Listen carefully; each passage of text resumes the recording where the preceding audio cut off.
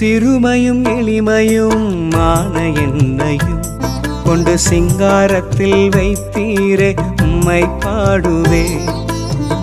அலங்கோலமாக இருந்த என் வாழ்க்கையை அலங்காரமாக மாற்றியதை போற்றி பாடுவே. சிறுமையும் எளிமையும் மான என்னையும் கொண்டு சிங்காரத்தில் வைத்தீரே உம்மை பாடுவே. அலங்கோலமாக இருந்த என் வாழ்க்கையை அலங்காரமாக மாற்றியதை போற்றி பாடுவே. புழுதியில் இருந்து எடுத்தீரையா